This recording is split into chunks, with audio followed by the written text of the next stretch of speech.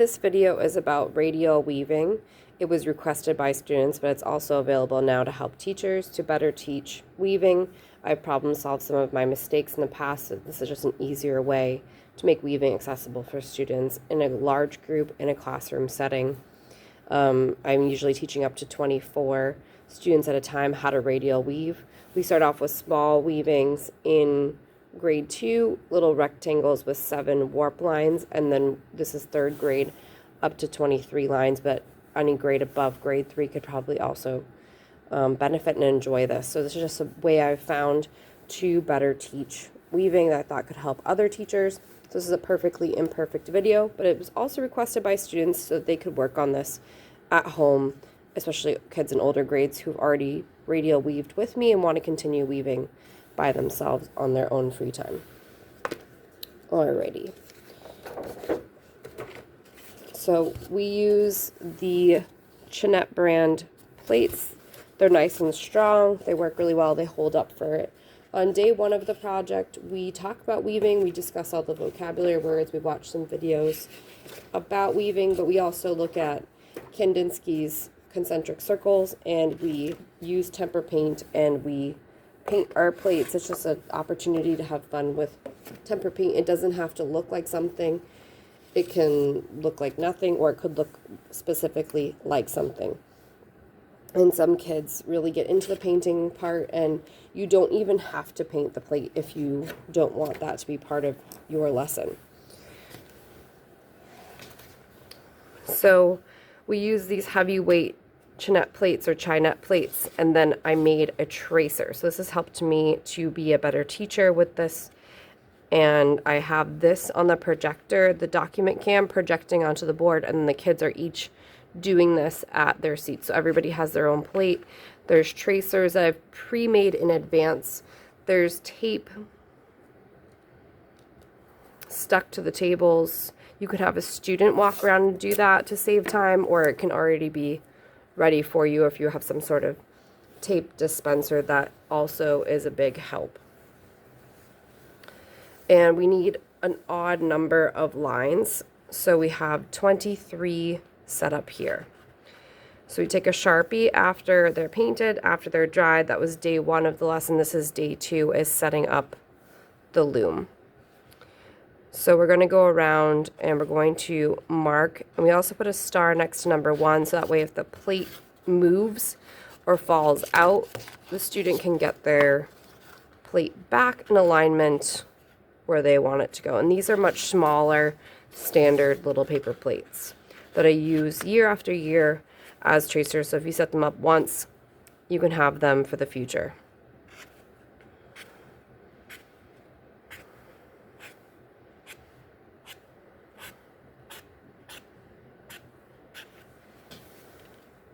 If you want to figure out how long it would take students to do this, you want to track how long it would take you to do this, and then multiply that times 3. So if it took me 10 minutes to set all of this up and start weaving, you would multiply that by 3. It takes students about 30 minutes. And then what I learned is to have students number their loom. This really helped. And I'm doing this on the board in live time with the kids, and then I'll walk around and help any kids after the fact. And we use a Sharpie even if kids were painting on this. The Sharpie goes right over it.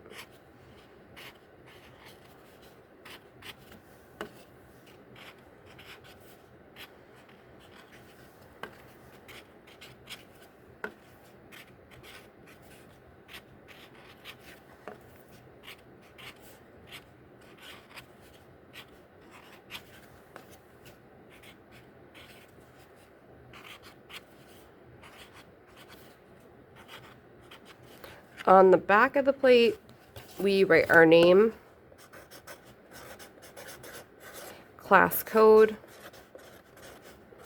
The class code is the grade level they are in and the first initial of their teacher's last name in a bubble. We also write our vocabulary words in the back. So we write weaving or weave. You could write both. It's just a great place to put that stuff, so when they take it home, they can explain the vocabulary words to their families. The loom is where the weaving lives. It is what holds it, and it's the structure. The warp lines are the straight lines. We think of warp speed ahead. So a little spaceship jumping into warp speed, and you know, all the stars going past, as it goes past all these stars, they go into straight lines. And we try to use that to remember which lines are the warp lines and which lines are the weft lines. The weft lines are the lines that wiggle and make the pattern of over, under. And it is this combination of lines, these straight linear lines with these curvilinear lines that make the structure of the weaving. So we put all of our vocabulary words right on the back. We are going to cut these dashes that we made. Some kids don't know what I'm talking about when I say the lip of the plate, so you can also show them, perfectly imperfect videos, the lip of the plate. You can write the lip or the edge, so we just write all of our vocabulary words all over the back of the plate, which makes it easy for the kids. So that way, I do show them on my example, like what cutting too far will do and how that is irritating when they're weaving, that this line is now down here. We can tape it to kind of fix it to keep the yarn up here, but it does make it a little harder. It's not impossible, but it just makes it a little bit harder. Then we're going to cut all these dashes.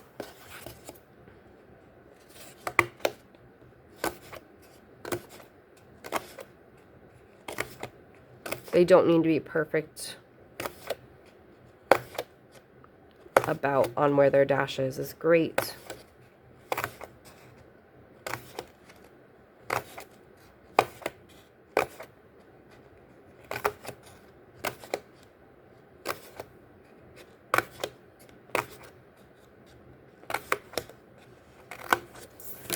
And then everybody gets yarn. We start on the number 1, what the star is, and we're going to use that tape that's already around the room to tape down. I use painter's tape, it's what I have, and it worked. It kept the yarn in place for the majority of the lesson. And then you can have this code pre-written out on the board, on a slide, or whatever works for you. This helps because we're going to go through all these numbers together. And I talked about this as flossing teeth, so it's a great little health lesson stuck in there about flossing the teeth and getting the plaque out or any food or anything stuck in between the teeth at night. So we're going to go from 1 to 13, and we want to avoid pulling so hard that we bend the plate, because that makes it harder and harder as we go. So it should be tight, but not so tight that the plate is bending. It should have a little bit of slack to it. So we're going to go 1 to 13, 13 to 12, floss that tooth, get the floss in there. I usually let this roll around on the floor somewhere out of your way that it won't bother you.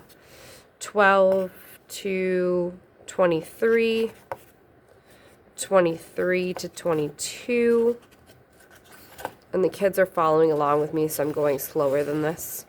So you can pause the video, you can follow along with this if you're a student already ready to do the next step. If you're doing this in live time, you can pause it. 10 to 21, 20 to 9, 9 to 8, 8 to 19. And this has really helped my students and my practice with this. I'm evolving as they evolve, and they teach me what they need. So this has really helped me numbering the dashes. 16 to 5, 5 to 4, 4 to 15, 15 to 14, 3 to 2, and then 2, we're going to start weaving. We measure an arm's length of the yarn up from my fingertips to my shoulder. I cut at the fingertips usually, but this we're going to cut at the shoulder because we're going to leave this attached. Don't cut it off. And now we're going to begin the process of actually weaving on the warp lines. So these are our warp lines. They are always straight. The weft lines are the ones that are wiggly. And we use a lot less yarn doing this than before. I used to wrap the yarn around the back and it was a waste of yarn. This saves a lot of yarn by doing it this way. So it just saves a little bit of resources. So the numbers have also helped as I'm teaching, because the hardest part is just starting this little first beginning part of like the spider web effect. So we're going to take the yarn, I kind of bundle it. You can use a yarn needle if you like. I find the needles just become a distraction as the needles fall on and off the yarn. So this is great for fine motor skills. It's also very relaxing because we're using both sides of the brain and our hands are working together. So this is a great relaxation activity. My students request this. They like it a lot more than I expected. And I think it's because of the relaxation effect, and they get to make something that's physical that they can touch. Now, they get a little bit confused in here, so when I'm showing them, I ask them to go back and see where they last were. So I was last under number 4. So if I'm under, the next one is over. And then we're going to pull 2 to C2. So we're over 3, then we go under 2.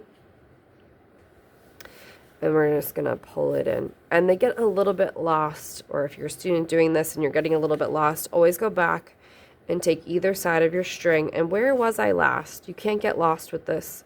And worst case scenario, if something gets ruined, you can always go back, take this out. You can just pull it back out and find where you last were, and it's going to be okay. So it's okay to make mistakes. So here's where I last was number 4 again, going over 3, under 2. So the numbers are continuing to help us. Under 23, over 22, under 21. And we're just going to keep going around and around. And these get bigger and bigger and bigger as we go. And then we would tie on the next color with a knot. Knot tying is also a skill we learned during this, and also patience. Students become experts and they help each other. They sit with one another. I can't get to all the kids, and I love when I hear around the room that they've figured it out by themselves and they're yelling, "I did it, I figured it out," and that sense of achievement and accomplishment. They feel successful. So now we've got our starting point. It's starting 2. It doesn't look like anything at first, but the more I go, the more we can start to see the pattern. Weaving is how we used to make everything, from baskets to blankets to clothing. Anything we needed, we could use this technique with reeds or plants, and making our own materials such as yarn to weave with. And now it gets a little bit easier because now line number 2 is straightened out, and it gets a lot easier for the kids from here. They get a lot more independent. They get to choose their colors. They get to choose their textures. And they're always really happy and excited about here because they can start to see it coming together. Their hard work, their determination, their perseverance. And when I say that they can pick their next color, they would go up to the yarn store. They would buy a piece of yarn. We don't really buy it, but we pretend. They would tie on their next color. It's really this easy. As we make an X, make a little pretzel. You can see the tiny little pretzel there. Move this out of the way. You can see the little pretzel. We make another pretzel with the X, a tiny pretzel. They're floating above each other. And then we pull them together tight. Really great fine motor activity. We're going to cut these little ears off because we don't need them. And then we just continue weaving. So if you're adding a new color, that is how we add a color. And then the weaving gets bigger and bigger and bigger. And this would be a great project to just turn into like a dragon's eye and leave these top warp lines as eyelashes. And if you start with the black yarn, it would be the pupil. And then as they expand, it would really look like a dragon's eye instead. If you've stayed this long into the video, there's just a little suggestion of how the project could be turned into something else. It could be just a cool effect if you named the project Dragon's Eye too. It's a nice little hook there. to inspire kids about what color is your dragon's eye. And I also already have a video on YouTube about how to remove the weavings from the loom. So if you're looking on how to get these off the loom without pulling out the warp lines, that video already exists on my YouTube channel under probably the keywords weaving and circular. And then we keep weaving until it gets about to the edge of the plate, or usually it has drifted to one side and it's hitting the plate and it just needs to come off at that point. So I hope that you enjoyed this video. I hope it was helpful to teachers looking to make weaving easier in the classroom and kids more independent. And I hope that my students who requested the video also are enjoying doing this at home for the relaxation effect and that feeling of success. Thank you for watching.